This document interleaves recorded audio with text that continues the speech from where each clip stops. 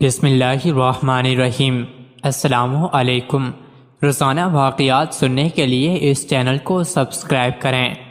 جہان دانش میں یہ عجیب واقعہ لکھا ہے کہ ایک مرتبہ لاہور میں دن کے 1:30-2 بجے ہسپتال کے بغلی دروازے سے جو ہسپتال کے روڈ کی طرف کھلتا ہے، ایک بڑے ڈی ڈول کا مگر نہایت مغموم مسلمان ہسپتال سے نکل کر آ رہا تھا۔ اتنے میں اس سڑک پر ایک سکھ کا گزر ہوا۔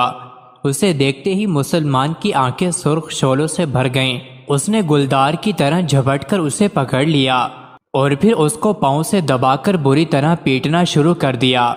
لاہور کی سڑکیں جہاں ہر وقت آدمیوں کا سیلاب موجیں مارتا رہتا ہے، فوراً سینکڑوں آدمی جمع ہو گئے، سکھ کو چھڑوانے لگے، لیکن اس سردار نے بڑے تلخ لہجے میں اپنی مددگاروں کو روک دیا اور بڑے روشن لہجے میں کہا، مجھے کوئی نہ چھڑوائے۔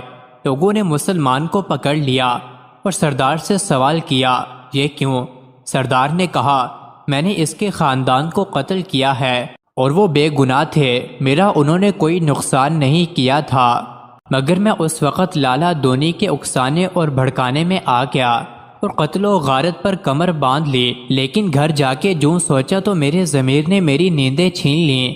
جب سوتا ہوں تو خواب میں وہی ماحول دکھائی دیتا ہے کہ لالا دونی چند غارت گیری کے منصوبے بنا رہے ہیں اور ہم لوگ ان کے اشاروں پر بے گناہوں کا قتل عام کر رہے ہیں۔ پولیس اور فوج ہمارے تعاقب میں تھی اور ہم جنگلوں اور اونچے نیچے ٹیلوں میں دبکتے پھرتے ہیں۔ فوراً آنکھ کھل جاتی ہے اور پھر صبح تک نیند نہیں آتی۔ آخر میں نے طے کر لیا تھا کہ جب راستے کھل جائیں گے تو لاہور جا کر خود کو ان میاں صاحب کے سپرد کر دوں گا جو سامنے کھڑے ہیں۔ میں صرف اس لیے لاہور آیا تھا اور ان کے گھر جا رہا تھا تاکہ ان کے دروازے پر ان کے ہاتھ سے قتل ہو جاؤں، تاکہ روح کو ندامت اور ضمیر کو ملامت سے نجات ملے۔ اتفاق ہے کہ مجھے راستے ہی میں مل گئے۔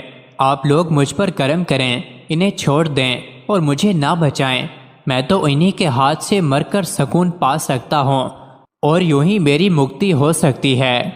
یہ کہہ کر وہ سر جھکا کر بیٹھ گیا اور اس شخص سے کہا، آؤ اپنا کام کرو اور مجھے تکلیف سے چھڑا دو، میں خدا سے پہلے تمہارا گناہ گار ہوں۔ یہ سن کر مسلمان کے سینے میں اپنے اسلاف کی روح عود کرائی۔ اس نے سردار کو سینے سے لگا لیا اور آنکھوں سے آنسو جاری ہو گئے۔ پھر بھرائی ہوئی آواز میں کہنے لگا، میں نے اور میرے خدا نے تمہیں معاف کر دیا، میرے ساتھ گھر چلو، تم میرے مہمان ہو۔ چنانچہ دونوں باہوں میں باہیں ڈال کر وہاں سے چلے گئے۔ مزید ایسی ہی ویڈیوز کے لیے چینل کو ضرور سبسکرائب کریں۔